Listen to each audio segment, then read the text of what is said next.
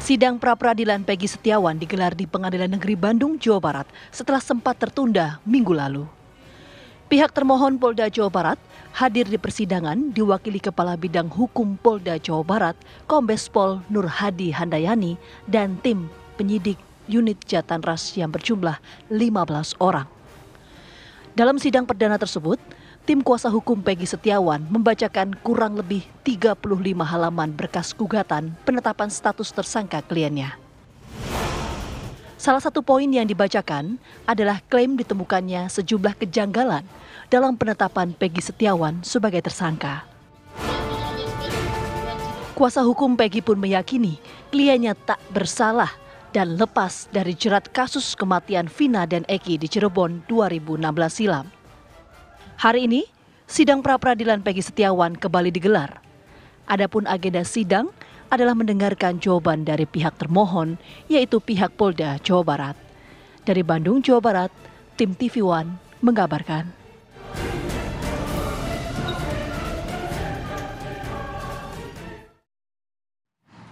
Ya, kita akan mendalami terkait sidang pra-peradilan lanjutan yang akan digelar pada hari ini dengan narasumber yang sudah hadir di studio. Yang pertama sudah ada Mas Aristo Pangaribuan, pakar hukum pidana. Selamat pagi, Bang. Selamat pagi, Mas Aristo. Selamat pagi, Mas Arief. Kemudian juga sudah bergabung bersama kami, yakni Bang Nicholas Johan, kuasa hukum dari Peggy Setiawan. Selamat pagi, Assalamualaikum. Bang Niko. Bang Niko, selamat pagi. Selamat pagi, Assalamualaikum warahmatullahi wabarakatuh. Waalaikumsalam. Baik, dan juga ada Ibu Kartini, ibunda dari Peggy Setiawan. Selamat pagi, Assalamualaikum Ibu Kartini. Selamat pagi, waalaikumsalam warahmatullahi wabarakatuh. Saya mau ke Bang Niko dulu. Bang Niko, kalau melihat kemarin juga sudah ada dalil-dalil yang disampaikan oleh kuasa hukum dari Peggy Setiawan. Seberapa besar keyakinan Anda bahwa saat ini jawaban dari pihak kepolisian, khususnya Polda Jawa Barat, tidak bisa mematahkan dalil-dalil yang kemarin disampaikan? Iya, kalau dengan bukti-bukti dan saksi yang kami punya, yang akan kami ajukan pada besok hari, ada 5 saksi yang kami ajukan. Kami sangat meyakini bahwa klien kami Peggy Setiawan tidak bersalah. Ya, meskipun dalam kesempatan wawancara kami juga kemarin di Pengadilan Negeri Bandung, tim hukum dari Polda Jawa Barat ini meyakini, mereka juga mengklaim memiliki bukti kuat atas penetapan tersangka Peggy Setiawan alias Peggy Perong yang disampaikan kemarin. Ya, itu urusannya mereka ya. Haknya dia untuk dia mempertahankan dalilnya dia. Sebagaimana dia sudah tetapkan Peggy sebagai tersangka, dia mau mempertahankan bahwa Peggy itu Peggy lah yang pelakunya sesungguhnya. Tetapi dengan bukti-bukti yang kami miliki dan saksi-saksi yang kami miliki, bahkan saya sendiri ketika bertemu dengan Peggy, saya sudah bertanya ketika malam itu, kamu ada di mana? Dan dia tetap mengatakan bahwa dia ada di Bandung, jam 10 malam dia sudah tidur.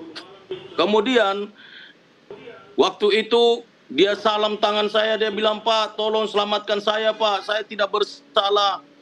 Masa Allah berikan saya hukuman begini berat, Pak. Saya tidak bersalah." Sambil dia nangis. Dia mengatakan bahwa dia tidak ada di lokasi kejadian pada malam itu. Dan kami punya bukti-bukti semuanya itu dan kami punya saksinya, saksi-saksinya. Ya. Ya, kalau dari kuasa hukum sendiri kan menyatakan bahwa ini ada error in persona, bukan Peggy yang dimaksud dalam sidang putusan adalah Peggy alias Perong begitu ya, bukan Peggy Setiawan. Apakah Anda juga memiliki bukti yang cukup kuat karena pihak kepolisian juga nampaknya sudah cukup jelas begitu menyatakan nantinya akan membawa bukti-bukti juga yang bisa membantah itu? Ya, Peggy tidak, saya perlu tegaskan bahwa Peggy itu tidak ada alias Perong, alias Robi, alias segala macam. Peggy itu hanya Peggy Setiawan, nggak ada alias-aliasnya. Dan kami tidak pernah, kami ketika berdiskusi dengan keluarga, pihak keluarga maupun dengan Peggy secara langsung, mereka tidak pernah mengetahui Peggy alias Perong itu. Perong itu bahasa Cirebon katanya hitam, jadi banyak orang di Cirebon itu dibilang Perong. Perong itu hitam katanya. Oke, 18 kejanggalan yang kemarin disampaikan dalam persidangan. Mungkin bisa sedikit di-highlight, Bang, apa saja yang disampaikan kemarin? Ya, pertama, error in persona. Betul-betul kami meyakini bahwa ini salah tangkap. Yang kedua, di dalam KUHP pasal 18 itu mengatakan bahwa ketika mau jadikan seseorang tersangka harus ada pemberitahuan penangkapan, ya, mulai dari penangkapan, proses penangkapan. Ini tidak prosedural. Harusnya pihak keluarga diberitahu terlebih dahulu. Tidak serta-merta terus ini malah terbalik.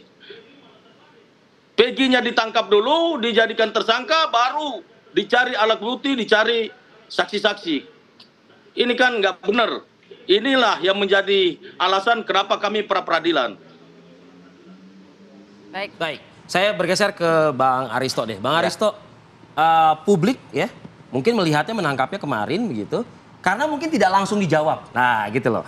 Jadi seharian kemarin itu mungkin miliknya Peggy Setiawan lah gitu ya. Bahkan dengan di highlight ada 18 kejanggalan ya.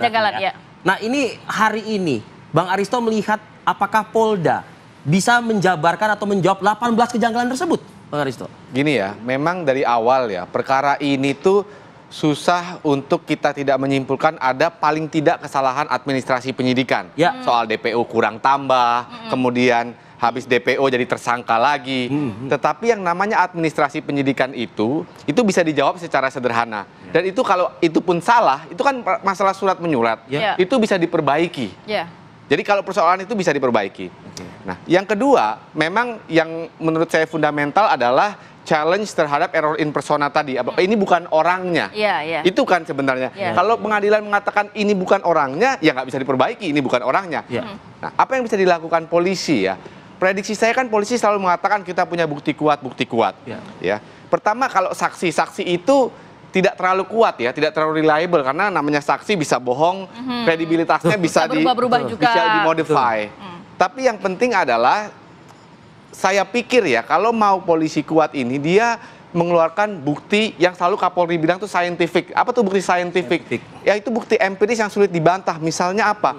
Misalnya ada jejak DNA-nya si Peggy di senjata. Misalkan ada samurai, ada benda tumpul, itu kan masih perdebatan juga. Itu kan bukti yang akan sangat sulit dibantah. Kalau bukti-bukti yang sifatnya saintifik, yang sifatnya empiris.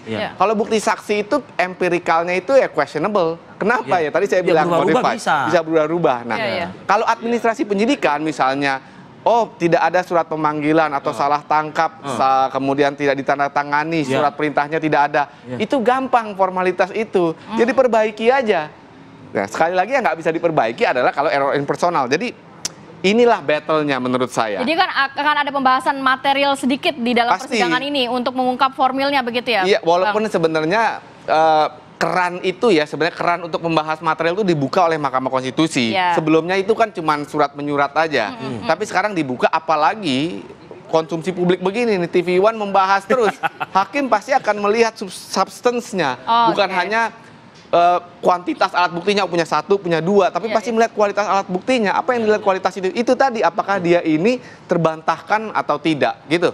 Bang Aristo tadi mengatakan kan, kalau saksi ini ya oke lah ya, tapi tidaklah terlalu kuat. Tapi kan kepolisian justru selalu menggembar-gemborkan yang namanya scientific crime investigation tadi begitu. Nah sekali lagi, kalau misalnya ruang kemarin atau layar kemarin, panggung kemarin dikatakan miliknya Peggy Setiawan gitu, tapi ya pernyataan dari kuasa hukum pun juga tadi Bang Niko mengatakan juga kami sudah siap pembuktiannya dengan saksi-saksi, kata dia begitu.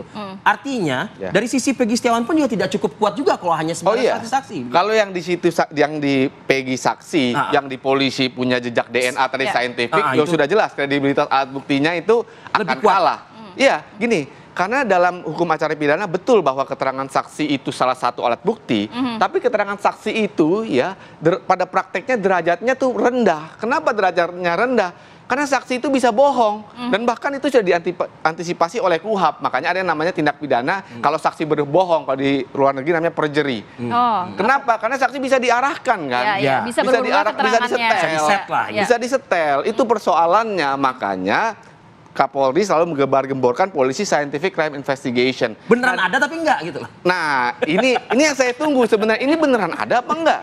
Kalau beneran cuma saksi lawan saksi, wah anginnya bisa bertiup ke arah Peggy, Oh, sejujurnya ya. gitu. Tapi kalau dia punya kartu truf ini, kartu as ini, oh ini ada misalnya jejak DNA-nya. Ya, ada jejak DNA-nya misalnya di baju misalnya, di baju, di kaos. Paling tidak hakim akan mengatakan, wah ini saya nggak mau menyentuh terlalu jauh nih. Ini polisi punya alasan nih. Atau ada CCTV. Tolak dulu lah pra-peradilannya lah. Atau ada CCTV.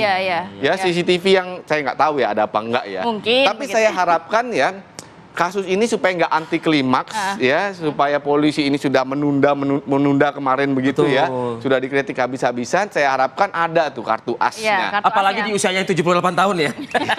Baru ulang tahun kemarin. Tapi terkait identitas Peggy Setiawan, kalau dari sisi kuasa hukum menyatakan alamatnya aja berbeda, ciri-cirinya berbeda, nama dalam putusan pengadilan pun Peggy alias Peron. Nah ini bagaimana memastikan siapa yang benar antara pihak kepolisian atau Peggy, kuasa hukum Peggy Setiawan? Ini kalau itu seperti ciri-ciri ya, itu kan debatable. Ada rambut lurus, rambut keriting, tinggi berapa, itu kan perkiraan sebenarnya dari keterangan saksi. Ini yang saya bilang, ini formalitas yang gampang diperbaiki sebenarnya. Oh iya, bisa aja dibilang, oh iya saya tahu terakhir domisilinya di sini, saya tahu berdasarkan keterangan ini ternyata salah. Oke, kalau begitu saya revisi. Itu kan sebenarnya sederhana. Dengan mudah aja seperti itu. Mudah, dan itu terjadi yang begitu. Oh, tapi saya kan revisi persepsinya suratnya. kan jadi kayak main-main dong penanganan kasus ini. Oh, itu yang saya bilang, sulit untuk kita tidak menyimpulkan. Ada persoalan tahun 2016. Ada asal ya, keasalan gitu ya dalam menyidik tindak pidana tahun 2016 yang coba dibersihkan di tahun 2024. Persoalannya, metode pembersihannya ini menurut saya ya, kenapa jadi rame terus, pertama terlalu defensif. Yang kedua tidak transparan. Nah, mestinya di pra-peradilan ini polisi bisa mengatakan selain tadi scientific investigation itu, mengatakan apa hubungannya penyidikan 2016 dan tahun 2022. Dijelaskan kenapa 2016 waktu itu DPO. Dan sekarang setelah DPO langsung ditersangkakan lagi. Apa persoalannya? Apakah ini orang 2 kali tersangka atau ya waktu DPO mohon maaf cuma 1 saksi doang, kita agak asal. Dan sekarang kita perbaiki. Itu masih bisa diterima daripada defensif. Kita kan jadi bertanya-tanya dan itu terlalu defensif sekali ya. Dan itu menimbulkan bukan hanya pers ya, tapi kuasa hukum juga mengatakan memberikan celah, memberikan alasan ini ada yang disembunyikan nih, ada yang nggak bener nih. Oke. Begitu kira-kira. Oke. Kita minta tanggapan Bang Iko ya, dan juga kita akan berbincang dengan Ibu Kartini nih, ibunda dari Peggy Setiawan. Usai jeda pariwara berikut kami akan kembali.